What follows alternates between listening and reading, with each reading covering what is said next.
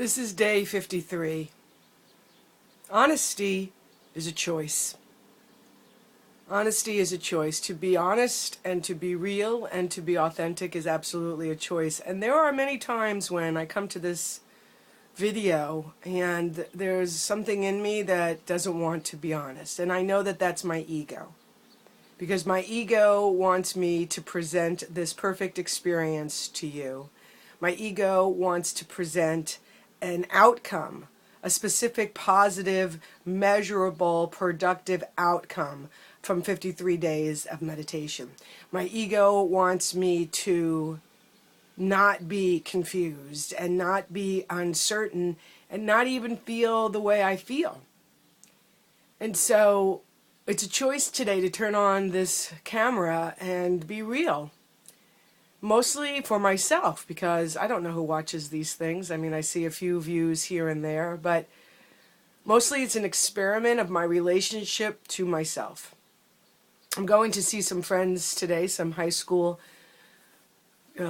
friends I grew up with. It's going to be nice to see each other, and I'm thinking already about that meeting and how willing I'm going to be honest. Because, you know, when you're honest sometimes, has been a recent experience. You know, if you go to someone whose well is empty for support or an ear, you know, you don't always get the compassion or empathy or listening support that maybe you thought you were going to get. And it can become a very uncomfortable situation where you're open, you're raw, and somebody is not able to deal with that. And what happens is my heart closes, I turn inward, I retreat, I put up my protective walls and say, nope, never again, not doing this, right? So it's a constant choice to open the heart, open the heart, open the heart, when all it ever often wants to do is seemingly close. Close to the stimuli, close to the feeling state, close to the craziness that's happening in our world, close to the stimuli around us. And it's just a mindful act to keep it open in the midst of its wanting to close. I've been really fascinated by these gorgeous, gorgeous flowers that are in a blooming phase. And they're actually really sensual. I was looking at them last night. There's something so feminine and sensual about these tight, tight buds beginning to open, beginning to show themselves, beginning to expose their inner core essence to the world. And soon they will bloom wide open, and that will be that. So in a way I can relate to that as the train goes by. That I feel like I'm blooming, but it doesn't feel so sensual and beautiful right now. I'm leaving for LA on Thursday. I still don't have a ticket out of LA. I love the train whistle. I'm learning to love the train whistle. Yeah. Anyway, what does it really all matter? Train whistles and budding and flights and I don't know, man. This is just one of the more challenging times of my life. It hasn't been quite like this in a while. And I still feel unsettled. I still feel uncertain. I still feel indecisive. And man alive, are those uncomfortable feelings. Is it uncomfortable because I'm resisting it? Maybe.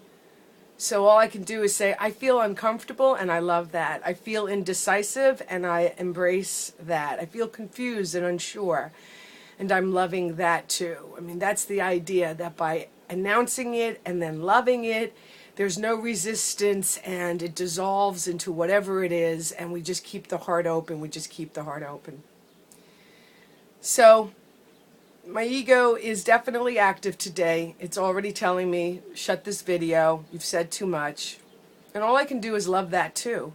That voice of survival, that voice that comes out of that fear, that voice that needs to be approved, needs to be loved, it does all things to be seen and loved.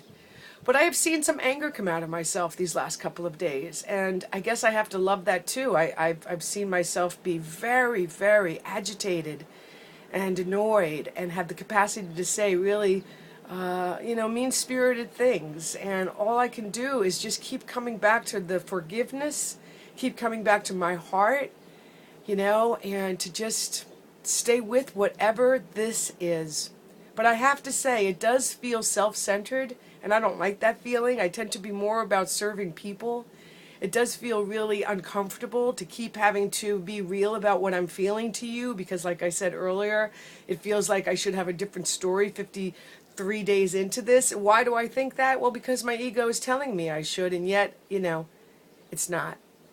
So I'm going to sit with some gratitude. I'm going to raise my vibration a little bit and prepare myself for my journey to Asbury Park to meet up with some girlfriends. And I'm looking forward to an afternoon of laughter and just accepting each other exactly as we are. It'll be a wonderful time together. This is day 53.